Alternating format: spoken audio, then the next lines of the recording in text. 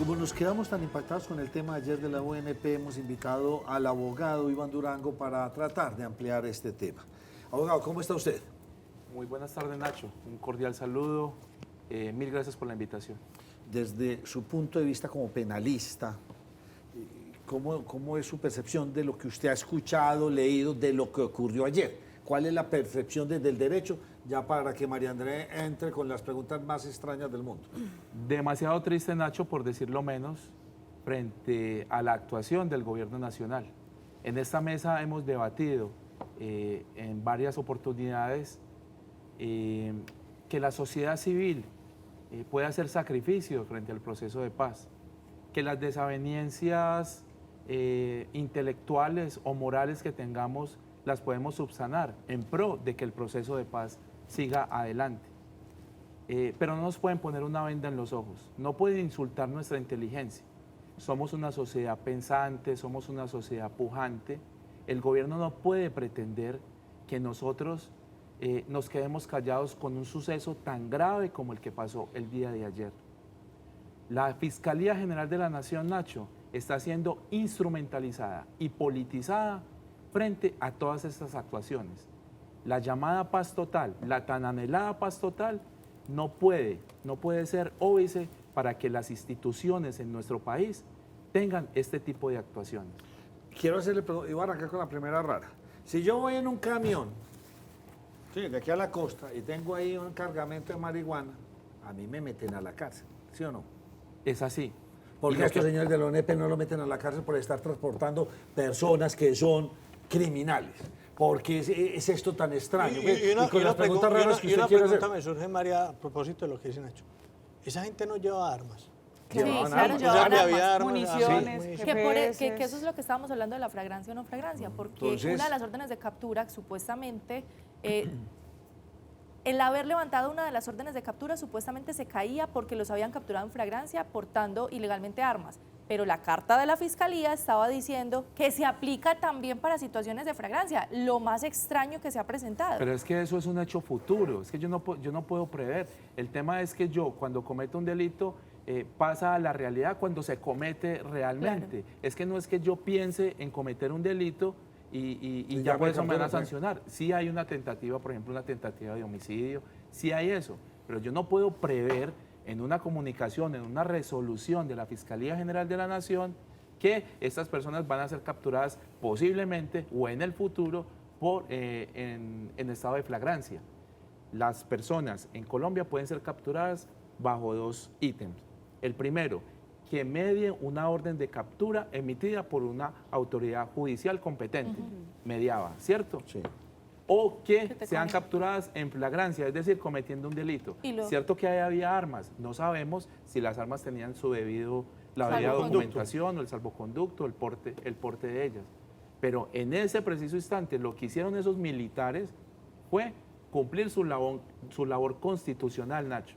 Ellos lo que tenían que hacer fue lo que precisamente hicieron. No, eso estamos claro. No, eso por encima de todo. Sí, estábamos haciendo este puesto de control y era claro, ellos lo estaban viendo. No, yo me fui con la otra pregunta, es porque entonces un conductor lleva a unos delincuentes y sabe, porque eso estuvo muy raro, y entonces ahí no hay delito. La UNP, Nacho, tiene algo que se llama orden de marcha.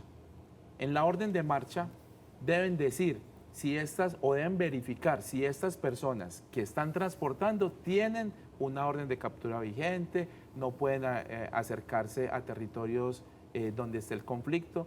Todo eso lo resumimos en que puede haber un proceso disciplinario o administrativo contra estas personas de la UNP.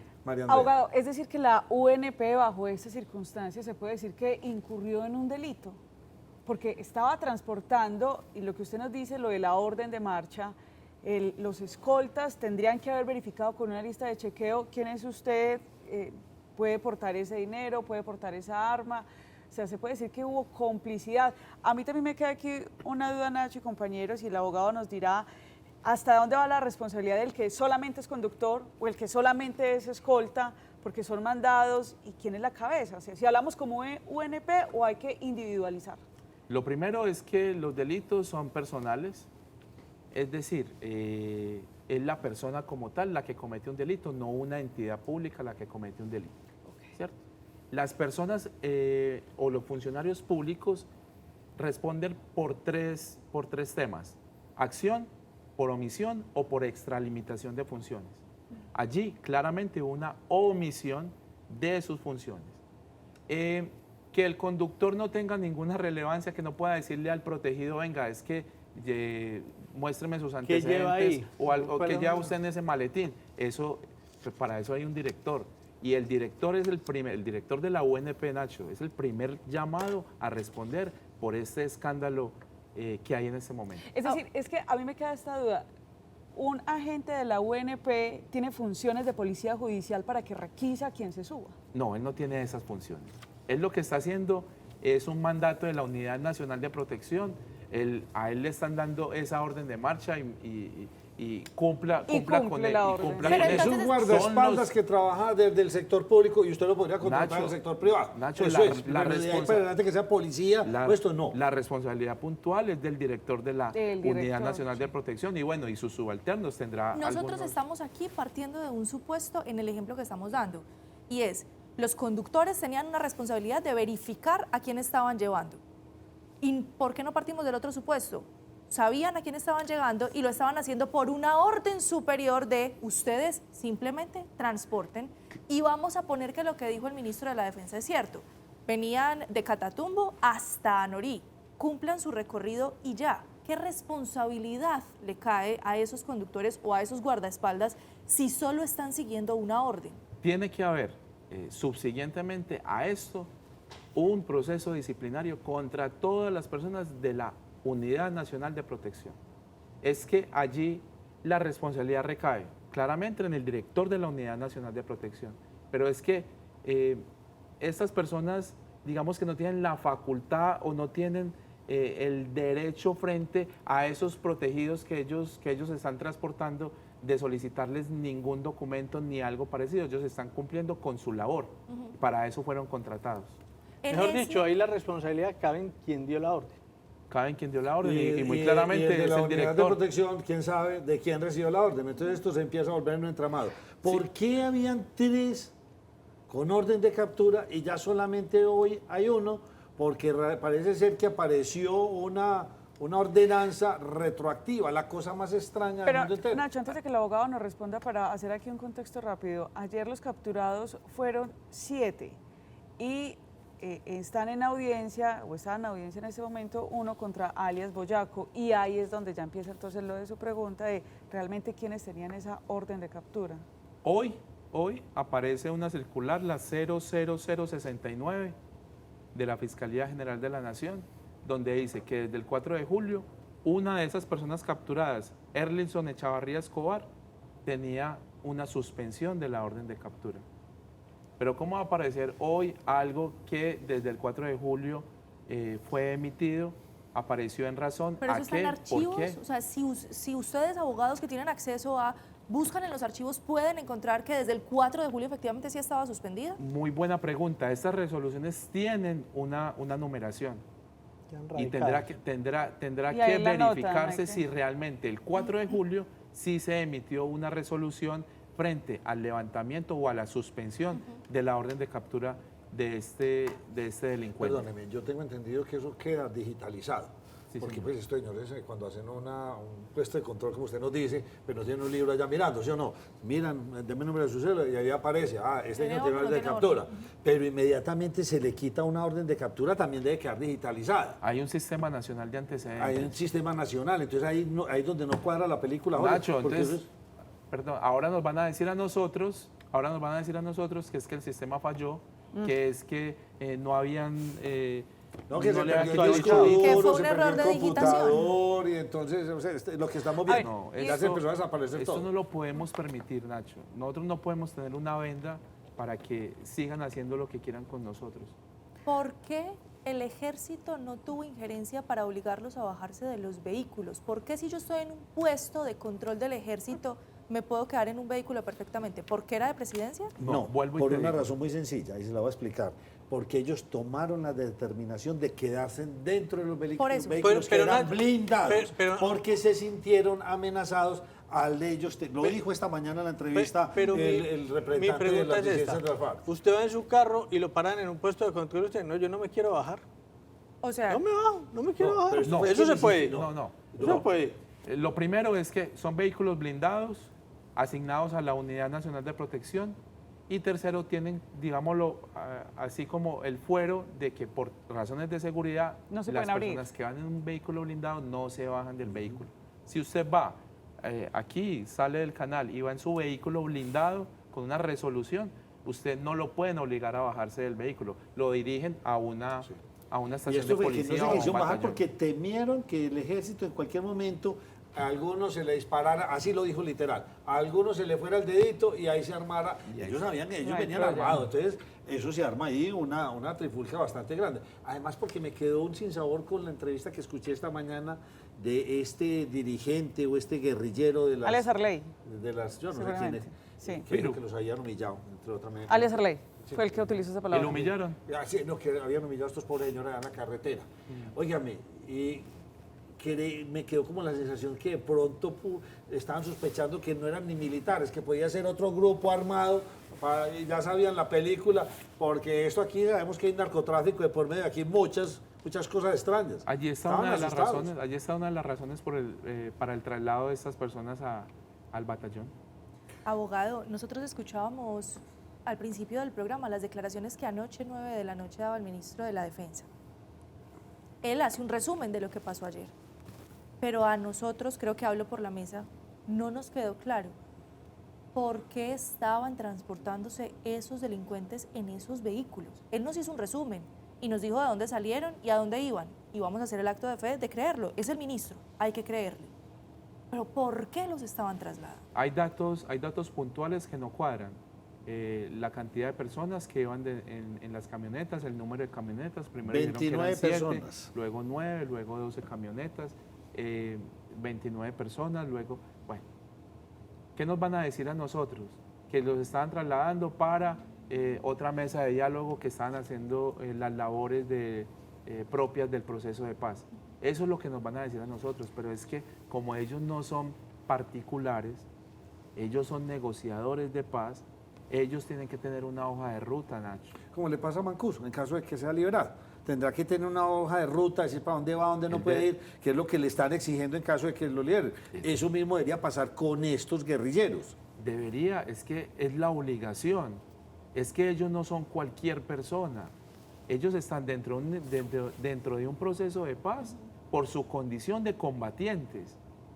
Es decir, esto no nos pueden venir a decir a nosotros o darnos alguna razón puntual para que nosotros nos quedemos callados. Esto tiene que llegar al fondo. Ahora, perdón María Andrea, Sí. dependemos nosotros de un juez de control de garantías.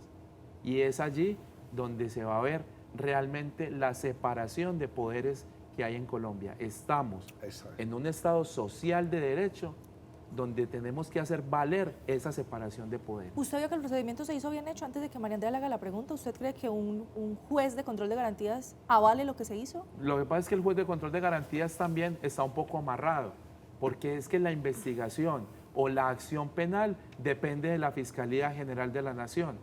Entonces, si la Fiscalía no pide una medida intramural por unos delitos que son de lesa humanidad, ya vimos que hay menores de edad también dentro de esta caravana, si la Fiscalía no pide esa solicitud de medida de aseguramiento intramural, la podrá pedir no privativa de la libertad o domiciliaria o algo o no pedirla. Entonces, en ese sentido, Yo tengo una muy duda, María difícil. Andrea. Estos señores fueron capturados y estaban en Bello, ¿sí o no? En el batallón de Bello.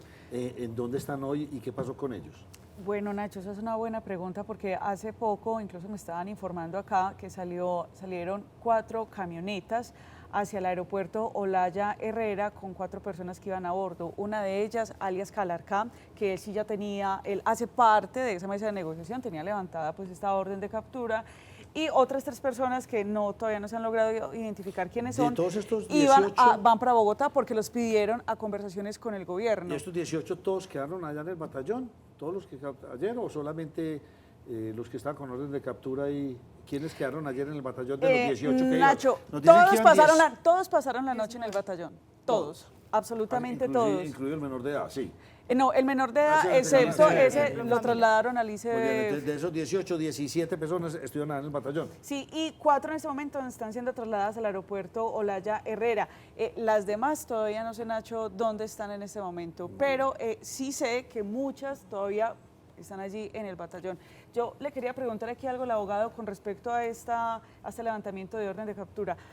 A ver, si a mí me denuncian, José me denuncia a mí por un delito y luego va a la fiscalía y dice, no, me retracto, ya no la voy a denunciar, ese proceso ya no se puede echar para atrás, el proceso tiene que seguir adelante, tengo entendido. Depende del tipo de delito. Ok, en ese sentido, ¿cuál es el protocolo para que se le levanten estas órdenes de captura cuando ya han sido capturados? En este caso me refiero, por ejemplo, a alias Firu, que es uno de los que el gobernador de Antioquia está diciendo es señalado incluso de esa masacre de 7 militares y otras. Es decir, que ya está entonces señalado y a un capturado le podrían levantar esta orden de captura. Le pueden levantar, por eso les digo que nosotros dependemos de la fiscalía. Y aparece un documento donde la fiscalía solicita que esta persona se deje en libertad. Pero esta resolución es solamente una petición, esto no es una orden, porque quien da la orden o quien decide acá es el juez constitucional de control de garantías. Doctor Durango, con esta situación, ¿puede demostrar la fiscalía si es o no es una fiscalía de bolsillo? Ya con el primer paso que dio, Con que es esa- esta resolución, ya sabemos que están politizados e instrumentalizados para que el gobierno nacional haga lo que quiera hacer con la justicia. Es decir, estamos al borde de que nuestro Estado social de derecho colapse. No, me quedo callado porque Atónito. queda uno bastante preocupado. Vuelvo al punto. Entonces, allá ya quedaron un poco menos. ¿Estos señores se pueden quedar detenidos en ese batallón? ¿O cuándo pasan ya a otra instancia? ¿O qué va a pasar ahí? ¿O todo depende de la fiscalía? Y la fiscalía se queda calladita y todos salen y chao. No, aquí no pasó nada. Nacho, jurídicamente ellos tienen 36 horas para mirar qué van a hacer con... o La para- fiscalía tiene 36 horas para para hacer con él. presentarlos ante un Y juez de si no control de pasan las garantías. 36 horas, no tienen nada, chao. para afuera. Ah, fácil. Van corriendo, ya llevamos 24, no sé cuántos. ¿Qué va a señores, pasar? Bien pueda. ¿Qué va a pasar, abogado, con estas 7 camionetas? Es decir, fueron allanadas ayer por orden de una fiscal, pero las camionetas entonces son trasladadas a la UNP. ¿Cuál sería el protocolo en este caso? Porque, digamos, también es objeto de esa investigación. Lo que pasa, el operador de las camionetas que normalmente son alquiladas o normalmente están asignadas, las camionetas no tienen ningún tipo de relevancia ni ningún tema jurídico que apoyar ahí. Entonces, en ese sentido, pues las camionetas no tendrán ninguna incidencia dentro del proceso penal. Nacho, perdón, jurídicamente, esas 17 personas que estaban ayer en el batallón tendrían que estar ayer, desde hoy, presentadas ante un juez de control de garantías. Claro. ¿Cuál es la demora? Que el gobierno está haciendo lo que quiere. Están esperando que pase el tiempo y tendrán que darle su libertad. Porque, entre otras cosas, a esas 17 personas también, muy a nuestro pesar, hay que garantizarles sus derechos.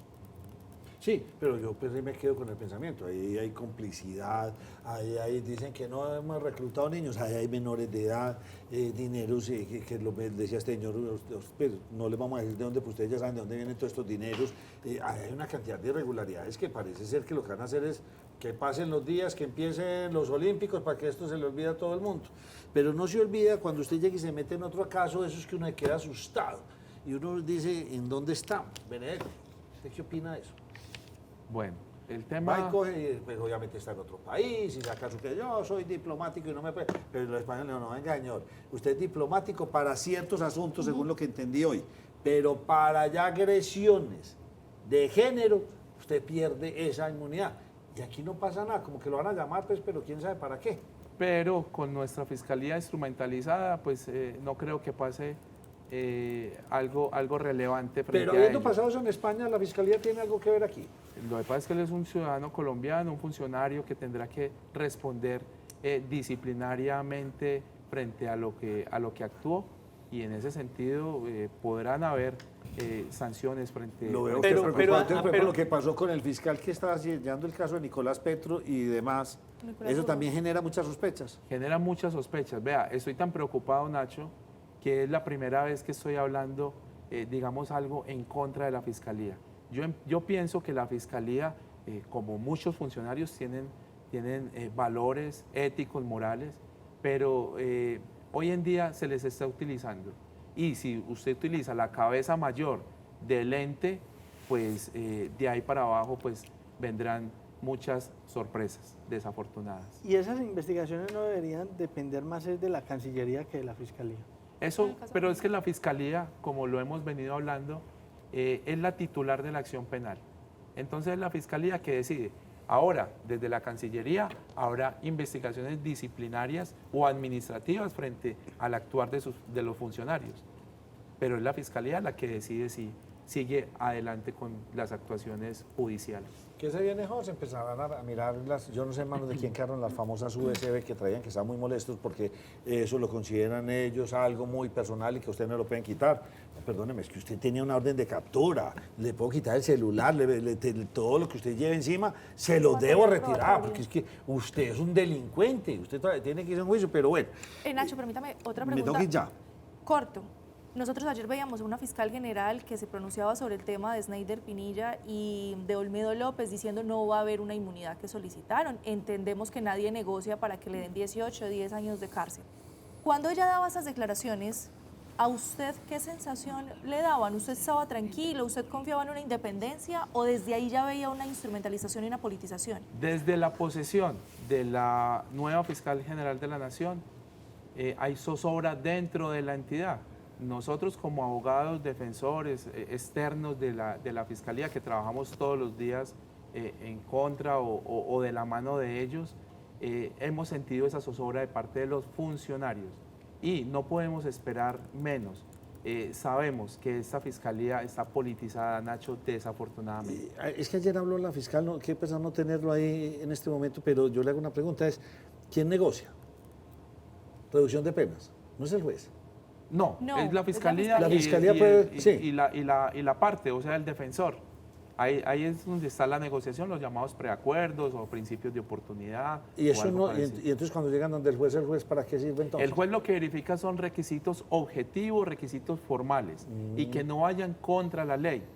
Es decir, usted no puede decir, es que yo, el homicidio de una persona, no, degradémoslo a una tentativa de homicidio. No, el juez eso es lo que verifica y puede aprobar o improbar un preacuerdo como tal. Abogado Iván Durango, muchas gracias por habernos acompañado. Muchas gracias a ustedes por la Preocupación con la invitación. Fiscalía y todo lo que se está viendo, que ya no es un caso, ya se está volviendo recurrente. Y así lo vamos a seguir viendo, Nacho. Lo vamos a seguir viendo, lamentable que esta entidad tan importante en nuestro país se politice. Qué vergüenza.